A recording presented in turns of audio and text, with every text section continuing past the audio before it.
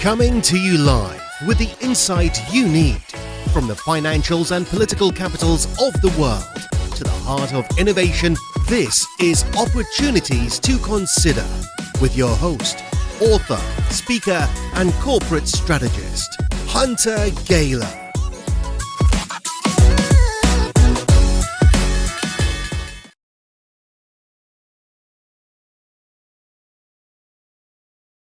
Classical computing, at the end of the day, they don't exist just to be purely computational capabilities. They have to solve problems. And problems today are all based upon some form of big data. Classical computers are really at their level of almost complete competency in terms of what they can achieve computationally. Any of these large-scale, call it data-intensive analytics problems, I can put those problems into a quantum computer and very efficiently and robustly get better answers and get them faster. Let's just take it from a purely research and academic point of view. If you give the world access to these quantum computers that are truly capable of doing some really amazing things, and you put them in able hands of researchers that don't have to focus on programming the quantum computer, but access the capability of a quantum computer, there'll be advances in medicine, there'll be advances in medical technology, we might find cures for cancer, right? There's a whole host of things that we hope this type of technology will spur the development for. The real value that QCI was founded upon was to provide enterprise software platform with capability, technology capability inside of the platform to make quantum mechanics, quantum physics, and physical systems available to the common use for the world. So you don't have to have a PhD in physics from university to be able to use a quantum computer. That's been the QCI model from its inception. We know that we are onto something, right? We know that there are some near-term problems that we can help with, but we also know that there are much bigger problems we can make significant contributions to. This is the most exciting part. So now we really have an opportunity to build powerful hardware combined with very advanced software, so them can create a really nice system that people can use.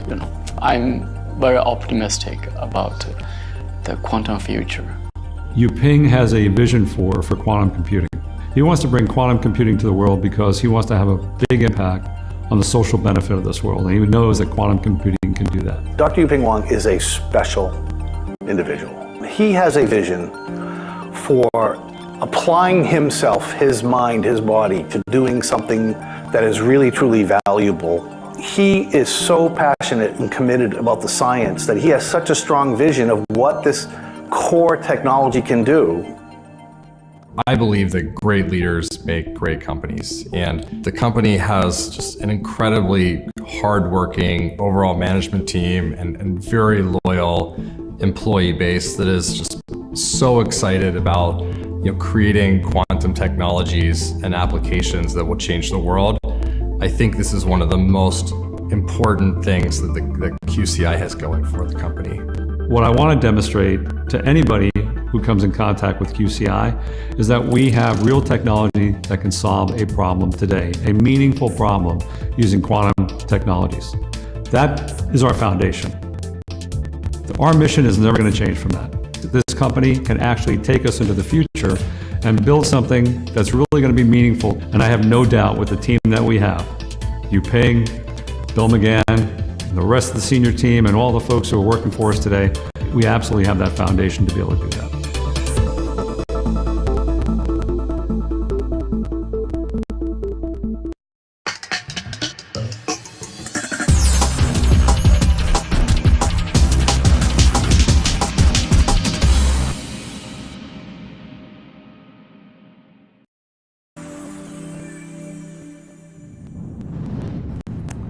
With me is new to the streets Hunter Gayler, who also does hunting opportunities to consider, where you're looking for like different kind of, right? And you brought quantum computing to new to the streets. That's right. Tell me how that all happened. How did that? Well, what's really interesting is I when you look at the industry right now, I had the pleasure of sitting down with Robert Lukowski, Bob, who's the CEO of Quantum, and I was just absolutely impressed with some of the innovations they're doing in quantum computing.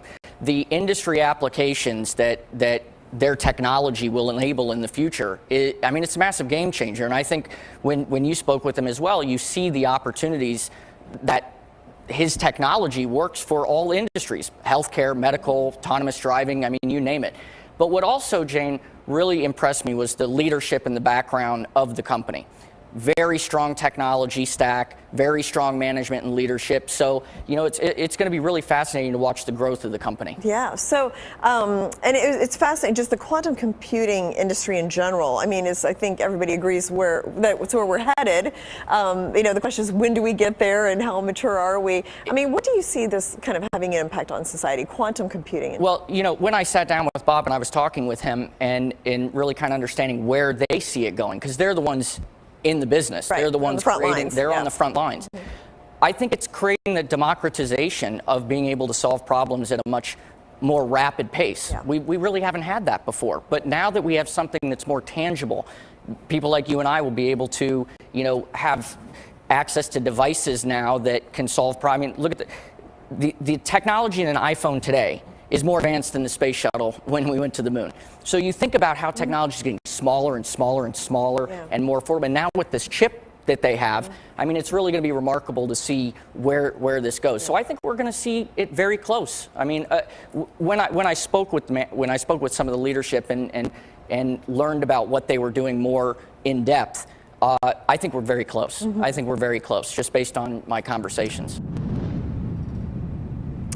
Quantum computing is a leader in accessible, full-stack quantum solutions with the potential to change a lot of different industries. With me is Robert Lukowski, the CEO of Quantum Computing. So great to have you here. And let's just, I guess, explain the rationale for the company. Just give me an overview of the company, what it is you're doing, and then we'll dig a little deeper. Yeah, I mean, it's a great story, right? Quantum computing as an industry, you know, and you may not know this, but I mean, it's really the next generation of computing, right? Today, everything we're doing is classical computing, right? All the things we see, even the supercomputing that are based upon classical computing systems. Quantum computing as a domain is going to take really the next evolution of computing technology to do things that people are just dreaming about doing in terms of artificial intelligence, all sorts of different applications, everything from autonomous driving to new drug development, a whole spectrum. All will be enabled by quantum computing. Yeah. So QCI, Quantum Computing Inc., got into this industry about 5 years ago. We started up as a software development company, and the goal then was to really connect end users, non-quantum experts, to quantum computers. In the early stages, and even today, you have to be, you know, a really disciplined programmer, a quantum programmer, to be able to access a quantum computer. So we developed a software stack that allowed any, you know, business user or really technologically savvy business user to be able to run a problem on a quantum computer. And we were agnostic to the quantum industry. So we'd run on a D-Wave, an IonQ, et cetera.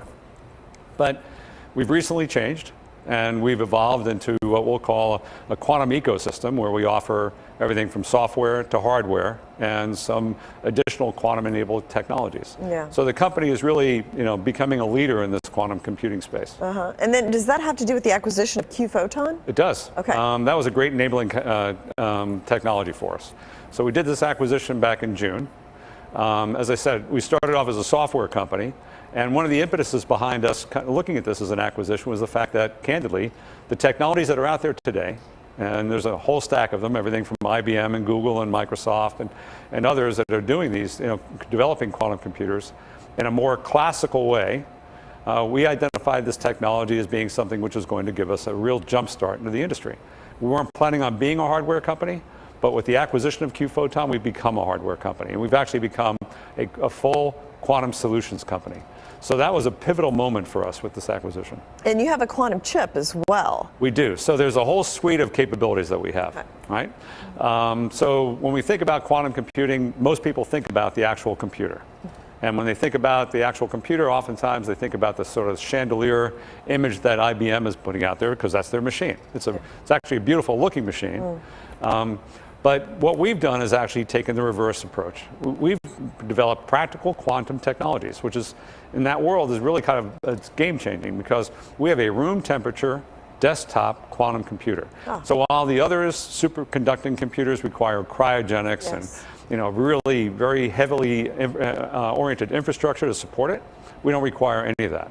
We can do on regular AC power in a room like this and on a desktop.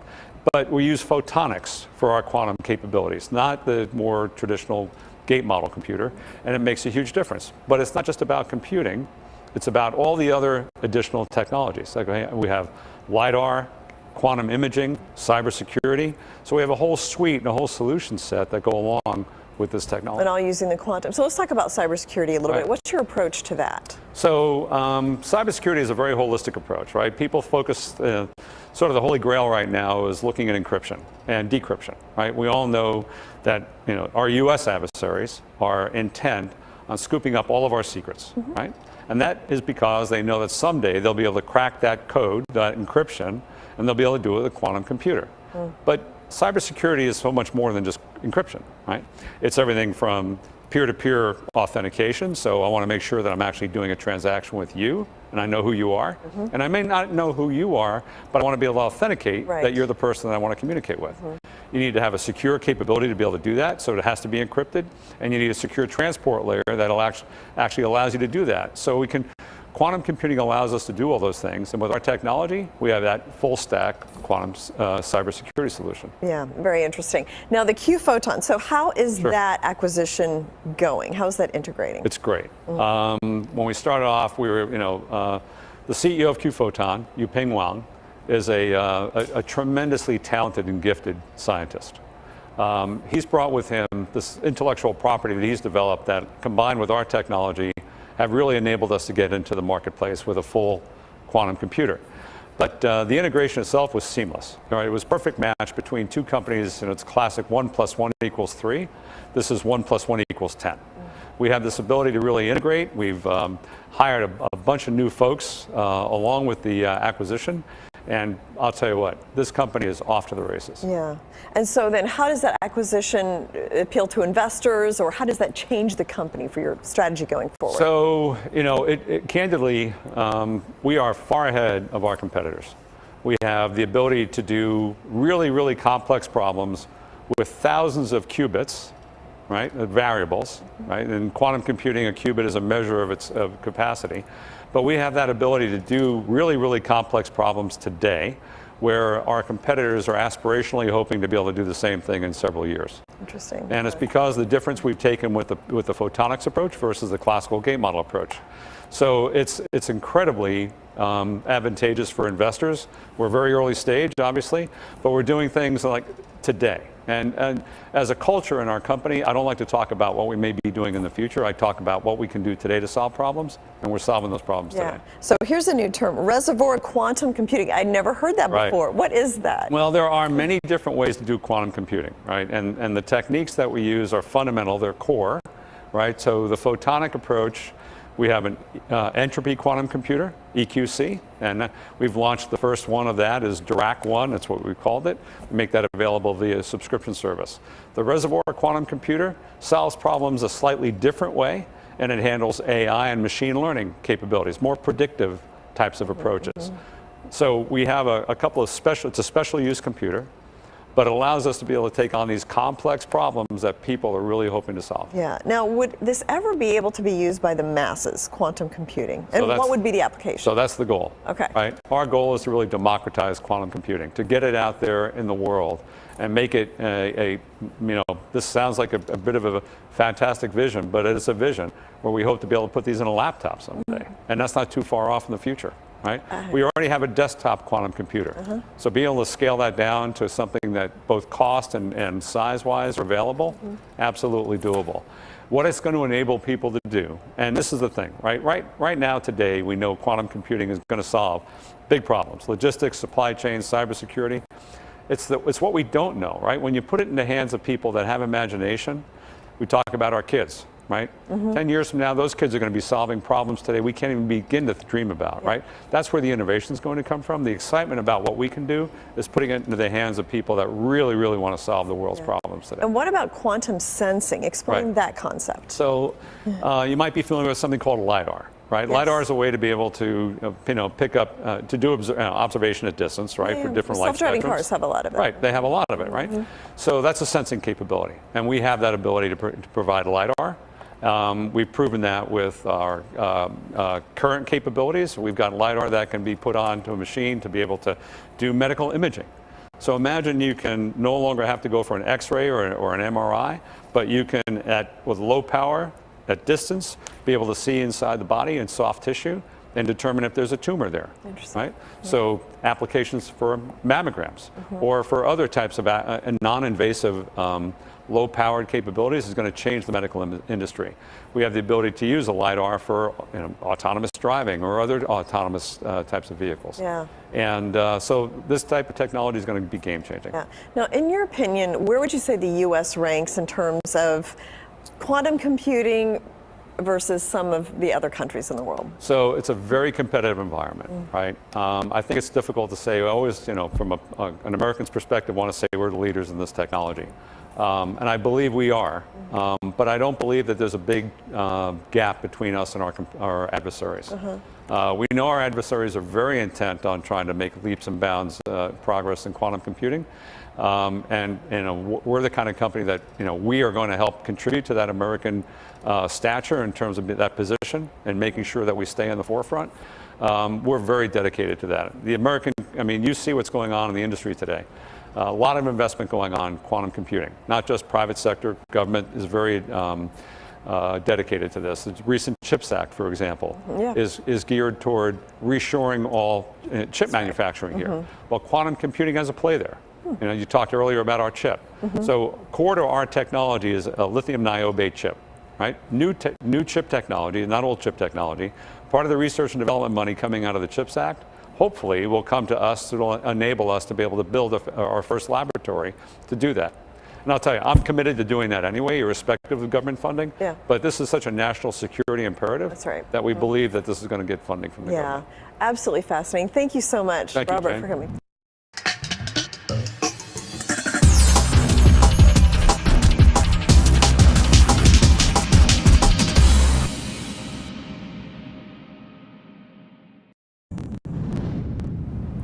Quantum Computing Incorporated is on a mission to accelerate quantum computing for real-world business solutions. And with me is Rob Laskowski, the CEO of Quantum Computing, and Hunter Gaylor, who's going to be co-hosting with me on this interview. And so let's just start, Bob, with just tell us a little bit about the quantum chip and bring us up to date with what the company's been doing since last time we talked. It's great to be back. I know you had Bill McGann in the last segment that we did this, and Bill kind of went deep into the technology. And I want to kind of bring it back up to talking about the company a little bit more and telling you about what we're doing. So since we last met, we launched our subscription service to our Dirac Entropy quantum computer. So the public now, or paying customers, actually have access to the quantum computer via the web. And we're actually executing on some contracts with that right now. I think we announced the Rabobank contract during Bill's time here. And we're marching down that path, right? So we're actually commercially in the marketplace today. We're executing on that. But we've also begun to roll out some other applications besides just the quantum computing piece, which I'm sure we'll be talking about today. Yeah. Well, and one of those, you mentioned Rabobank in the past, and Bill talked about that. Right. That's cybersecurity. So there's a huge play for marketability. Can you talk to where your company is in launching applications in the cybersecurity space? Yeah, you bet. In fact, with Rabobank, we're actually doing fraud detection. So it's a different form of cybersecurity. It's actually looking at transactions to be able to determine if they're fraudulent or not. And they do, millions of transactions. So it's got to be done quite robustly. On the cybersecurity piece, what's really interesting, it's got applications across the spectrum of domains, right? Not just fintech and financial applications, but it's got infrastructure implications to it, general business uses to it. So there's a lot of different ways that cybersecurity, as we know, it's a very topical thing, impacts our daily life. Quantum technologies are going to be able to make that life so much more secure than what we're currently doing today. And arguably, we are doing that. We're just launching off our cybersecurity product, which is going to enhance that capability. It's actually going to bring quantum technologies into the cybersecurity space. Wow. And quantum sensing, we talked a little bit about quantum sensing last time. Can you talk to a little bit about where that's going to fit into the market? Let me just kind of cap off on the cyber side. I believe from a company standpoint, that's really going to make our mark in the commercial space today. I think the cyber piece of this is going to be huge because of just the vulnerabilities we have. But equally as opportunistic for us, or at least an opportunity, not necessarily opportunistic, is moving into the sensing space and applying quantum technologies to things like medical imaging. Being able to use low power to do what X-rays can do today, or CT scans. You'll be able to do that with our quantum imaging technology, effectively using a LiDAR type of technology. And there's other types of sensing technologies. So we talk about LiDAR for autonomous vehicles or for a whole myriad of uses. But the most popular one that people think about is of course the autonomous driving vehicles, and being able to see further, more fidelity around the imaging, better speeds, acquisition of the image in front of you and processing that information. That's all quantum photonics or quantum LiDAR capability powered by photonics. Other types of imaging and sensing types of capabilities we have that we're going into the marketplace with are the ability to determine stress fractures or weaknesses in metals, for example. So we have something called a vibrometer, which can actually at distance determine the weaknesses in a bridge. So for infrastructure applications, this would be a great technology. Of course, where I came out of with Homeland Security, it was all about infrastructure.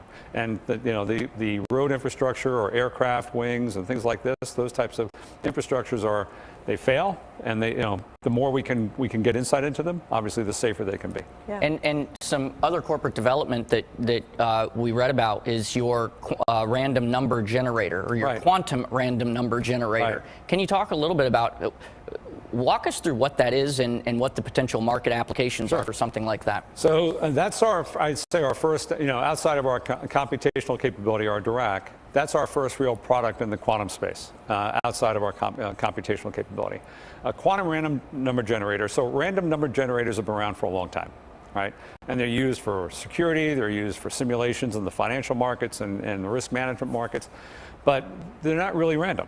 There's a pseudo component to that. So pseudo random number generators still do a great job in the marketplace today, but they reach their limit. So for folks who are really doing, the hardcore financial analysis that's going on, developing simulations on financial modeling, need to have true random number generators. And with our quantum capability, we've developed a truly random quantum random number generator. That number will never repeat in our lifetime. Oh, wow. So it may not mean anything to the average individual, but to the people who are really, like I said, in the simulations market, risk management, in cybersecurity or in encryption, it really is very meaningful. Yeah. So we're an entrant in that marketplace.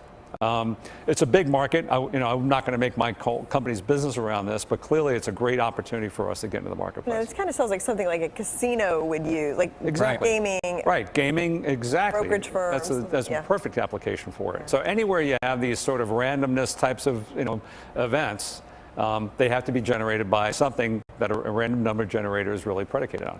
Yeah, the casinos, the house is now really always going That's right, that's right. Or it becomes more fair. Right, or it becomes, there you go. That's That's right. interesting. That's now, right. about the Dirac Entropy quantum computer. Yes. Explain that, and how does that give an edge? So we've talked a little bit about quantum computing. I know Bill went into it pretty deeply, probably the last time he was here. But we talked about the differences. So our competitors, such as the IBM, they're going for gate model computers using superconductive. They have to be in a pristine environment. That's why they have to be really virtually absolute zero. The atoms have to be frozen.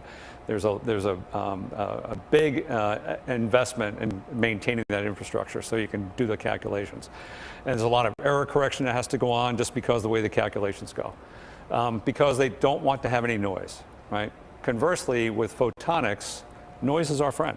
We need a noisy environment. The entropy in the environment is what powers the quantum computing aspects of what we do. So that therefore allows us to be room temperature in a very scalable device using, wall plug, 110 volt power, and we use less than 80 watts of power to do our computations. So comparing the two just at that level is pretty interesting. However, what we're already doing that they can't do, and frankly nobody else is doing, is doing large scale problems. So we can do 11,000 qubit problems, 11,000 variables today right? Non-error corrected, because there's no error correction required. So 11,000 qubits to us is 11,000 qubits, whereas in the classical, more the gate model computer, 100 qubits might be 1 or 2 or 10 error-corrected qubits. So it gives us that capability of being able to do much bigger problems, more complex problems today, and that's exactly what we've launched. Can you highlight, based on that information, where you are in the market? What are some potential milestones that you think that your company can reach? And whether that's the commercially viable applications that you spoke about, or some potentially strategic partnerships, governments, large corporations. Talk to us a little bit about where you think that's going to go? Yeah, so since we've done the acquisition, we've moved very aggressively into the marketplace, and we've become a full stack quantum computer, as I've mentioned before. What that enables us to do is to be not just a computing company, but a quantum applications and solutions company. So we have a very diverse portfolio that we can go into the marketplace with, and that's exactly what we're doing today. So I mentioned some of the sensing technologies. Those are applications that we're moving into the marketplace today for sale. Right? So, the milestones you talk about, right? So it'd be great if we could sell this, some of these applications to the federal government, particularly on the cybersecurity side. You can imagine that places like, Homeland Security and other, agencies that are dealing in very sensitive information would want to have those types of encryption capabilities. Similarly, banks would want the same thing. So for me, making a sale to a large bank for our cybersecurity capability the next year would be a great milestone.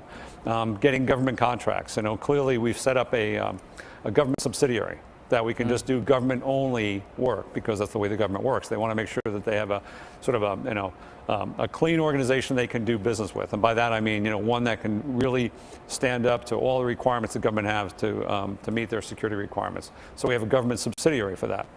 That allows us to be able to sell to the government. So imagine this year for us, a major milestone would be at least 1 or 2 federal contracts that would be able to go either for the Entropy quantum computer or one of the applications. The LiDAR would be very interesting for us to be able to get into the government. So there's a number of applications there. So I see us being fully pointed in the commercial space and also focused on the government space. So we're really diversifying in the area. I think we're going to have a very good year for us in terms of the commercial applications and getting the quantum technologies in the commercial space. And this definitely sounds like it could be a very pivotal year for the company and for quantum computing in general, for the technology. So if I may, just to kind of build on that point, so the marketplace has really turned around. There was some skepticism about quantum computing, and I still think there's some laggards out there, folks who don't believe that they're really, quantum computing is going to be real. But more and more folks we're talking to are less concerned about the technology and more concerned about the results. They're buying into the fact that computing is actually going to deliver results that they can't get out of traditional computing. And once they cross that Rubicon, there's just no going back, right? They know they can do something better, they can get better results with it, and that's what they're expecting, and that's exactly what we're delivering. Well, and has there ever been a technology where there haven't been skeptics in the beginning? Never. So, exactly. Yeah. Bob, thank you so much. Hunter, thank you as well. So interesting. Thanks for the update. I appreciate it.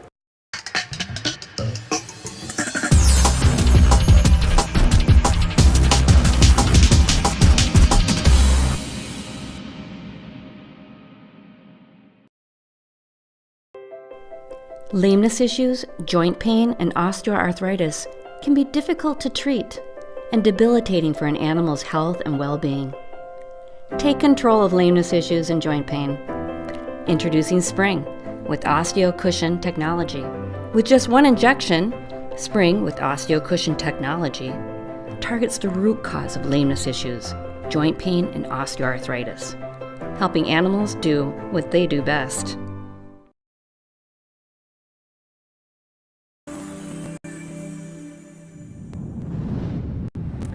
Quantum computing is where scientists and engineers go when they need to solve the most complex and difficult problems. And with me is Hunter Gaylor with New to the Street, and also Bill McGann, who is the Chief Technology Officer at Quantum Computing Incorporated, to explain what the company is doing and quantum computing in general. And I'll kick things off, and then we can both kind of chip in here. So there's something you've got, Bill, Entropy quantum computer. So can you explain what that is, what kind of problems it may solve? Sure, and thanks for allowing me to be here with you this morning. So yeah, Entropy quantum computing is a new concept for quantum information processing. And unlike the typical architectures that people are developing and talking about today, which are using, semiconducting, sort of superconducting pairs of electrons, or, ion, based formulations where they're building these pristine qubits. The systems that we're developing and designing are based on using the sources of what those systems would consider to be noise that they're trying to eliminate, and we're using them as a useful source of energy. So we're using the entropy of the environment to actually solve very complex quantum-based problems in the case of specific examples for constrained optimization. So examples would be very complex problems in supply chain, logistics, finance, even some of the areas of medical science where you are dealing with problems that contain lots of complex variables that have lots of interactions among them to build solutions to these problems that provide efficient answers to the world. No, it's really incredible. And you spoke to a couple of the use cases, Bill, and one of them was finance. And there was a recent article that just came out about your company, which I found really incredible, that you're using your quantum systems with Rabobank for fraud detection. Can you talk to a little bit? Sure. It's one of our first instances in the finance. We have a couple of others, but we've been working in partnering with them, going over what our technology can do in terms of their solutions. In the case of fraud detection, you're looking at very, very large sets of data that can either have a temporal base element to them, or they could have different sort of communities or clusters of observations. And because they can be connected in very complex ways, we can use our entropy quantum computer and even some offshoots of that in our quantum machine learning applications to try to identify these anomalous transactions that would be considered fraudulent. So it's a new area. Our technology is very powerful. We've done some good demonstrations of our capabilities, which has led to this relationship with Rabobank. Very excited to solve some of those problems. And on that note, there are other companies in the quantum space. Can you talk about how you are different from these other quantum computing solutions? So what makes you valuable and unique? Yeah, as I alluded to earlier, so one of the real unique features of our core technology is that because we're using the environment as a source of energy rather than treating it as a source of noise, our systems can be constructed and architected very simply. Namely, they can run at room temperature. They run at very low levels of power, so their size, weight, power, or so-called swap-C values are really efficient compared to the architectures that you are familiar with out there. The other thing that's really unique is that we can solve problems that are highly connected.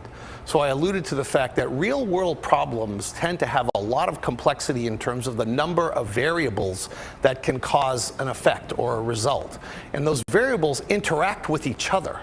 Okay, so many of the other systems out there today are not able to efficiently connect or make all the interconnections among those variables and can only give partial solutions. And we work very well with complex, dense problems that are of a scale that is interesting to the world today, not 3 years from now. Yeah. Well, that's what I was going to ask. How close are these to commercial applications? We're doing them today, and because we're new into entering the market with this new technology, only about 6 or 7 months. The technology's been under development for more than a decade and a half. Wow. So we're just sort of peeling the curtain back right now, but the systems are available online. And we are actively seeking, customers with use cases to solve these problems. So with being able to solve some of these problems, can you talk a little bit? It seems that you would be a really great candidate for federal. Can you talk about, maybe your position in that? I can talk a little about that. And yes, we are actively writing proposals to some government agencies in the energy sector. We can do a job with energy optimization, grid optimization. We have some programs that we're anticipating with agencies that look at space and atmospheric science, using some of our other offshoots of the information processing, like the sensing, like LIDAR, for example, where we can use quantum information with light bouncing off the surface of the Earth to measure things like particle size, the depth of snow on mountains. And because you're using quantum information and counting single photons, the information power the power of the information that comes in a single photon is unique in terms of that approach. From the LiDAR perspective, what you just spoke about, what about some of the applications when we were talking with the CEO in the healthcare and medical space? Yes. So entropy quantum computing, as we describe it, is really a methodology. It's not a thing. We put it in a box and call it an entropy quantum computer, but we can also use that same core technology, namely leveraging the stochastic nature, the entropy of the world, to count single photons. We're a photonic processing technology, and those photons can be used to do medical imaging, for example. So we can do quantum imaging, and we have, I would say, a breadboard, not quite a prototype of a quantum imager running in our lab. We can look through soft tissue with visible light instead of x-rays. That's kind of a cool thing, right? Because if you want to go have mammography done, now you're talking about x-rays. We think we can do those things with optical light, with eye-safe radiation that really people don't think even penetrates your skin. But at the quantum level, information does penetrate and come back. And that helps with like the radiation and things too that you get with x-rays, so that could be having some health issues. Yeah, it does. It does, but also has a scientific impact because, you know, I mean, I used to develop x-ray imaging systems too, so many years ago, and x-rays are good at giving you contrast information, but those energies are so high that they really don't interact at a molecular level with the tissue inside your body. They look at it as contrast. The energies we're using actually interact at a molecular level. We can bring back information that x-rays cannot bring back. Wow, very interesting. At a super... At a molecular level. That's incredible. You do spectroscopy if you want to throw a fancy word out. Okay. Well, there you go. We'll use that from here on out. That's very good. It's spelling bee.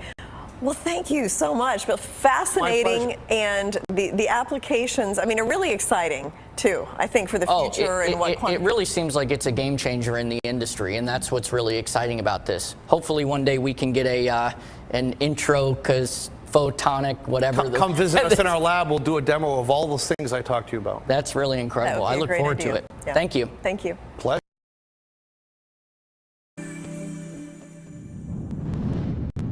Quantum Computing Inc. is a full-stack quantum software and hardware company on a mission to accelerate the value of quantum computing for real-world business solutions. And with me is Hunter Gaylor, co-host and New to the Street, and Bob Laskowski, the CEO of Quantum Computing. So great to have you back. Thanks, and Jane. let's just start with this major news. A Nobel Prize was awarded for photonic quantum entanglement.